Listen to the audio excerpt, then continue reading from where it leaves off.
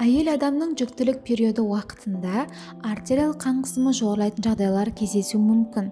Бұл жағдайды бейжай қалдыруға болмайды, себебі ана мен бала өмірі үшін бұл қауіпті болып саналады.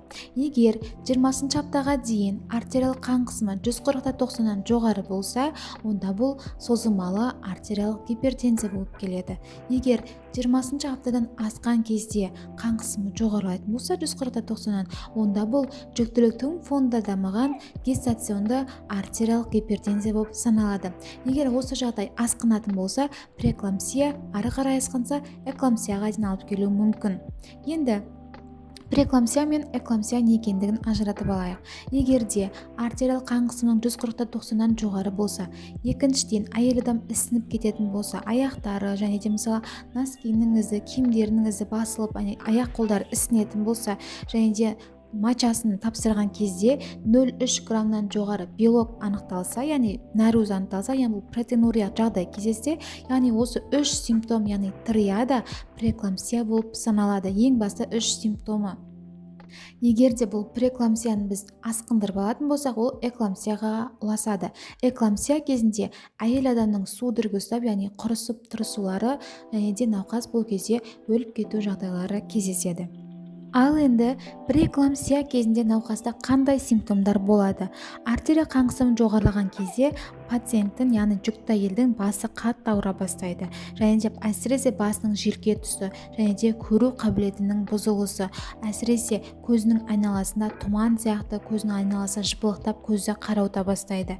Жүрек айну, лоқсу, құсу және де эпигастрия, асқазан тұсының, кеуде тұсының ауырсынулары, оң жақ қабырғаның ауырсынулары және де бауырдың ісінулері, өкпенің ісіну жағдайлары кездеседі. Сонымен қоса ұйқысының бұзылысы, ұйқысыздық және де есте сақтау қабілетінің нашарлауы, адам ашуланшақ, агрессивный түрде болады.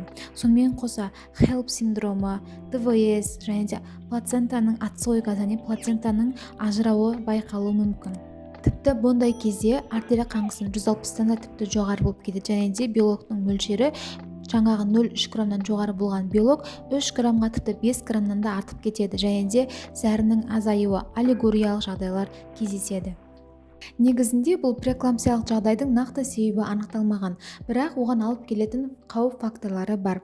Енді осыған айтып өтетін болсақ, ең біріншіден көп ұрықты жүктілік болған кезде, яғни ол егіз болатын болса, үшем болатын болса, және де жүрек аурулары, қант диабеті, бауыр аурулары, егер жүкті әйелдің жасы 40-тан асатын болса, семіздік, яғни ожирение 35-тен жоғары болғанда, яғни ИМТ-сы, бой мен салмағының қатынасын өлшегенде 35-тен асатын кезде, және де босану аралықтары 10 жылдан артық болатын болса, және де АВС синдром, және де отбасылық анамнезінде, яғни анасында немесе әпкелерінде осындай ауыр дәрежелі преэклампсиялық жағдай болған болса, онда бұл қайталануы кездесуі мүмкін. Енді жаңағы айтып өткен қандай да бір клиникалық белгілердің біреуі байқалатын болса, әсіресе жаңағы триада, ісінулер, артериал қан қысымының жоғарылауы және де анализде белоктың 0,3 граммнан жоғары болуын байқасаңыз, тез арада сізге стационарда ем алу керек. Міндетті түрде жедел жәрдем шақырып, үйіңізде ешқашан емделмеңіз. Енді артериал қан қысымының жоғары болған кезде жүктілік барысында оны қалыпқа келтіру мақсатында, асқынуға жол бермеу мақсатында бізде метилдопа, яғни допигит препараты тағайындалады 250 мг дозасында. Оны қанша рет ішу керектігін дәрігер өзі беретін болады. Және де егер де осындай артерия қан қысымы болатын болса, егер преэклампсияның алдын алу мақсатында біз 14 аптадан 40 аптаға дейін 1 граммдық дозада кальций препаратын береміз. Ал 36 аптаға дейін аспиринді міндетті түрде қабылдау керек.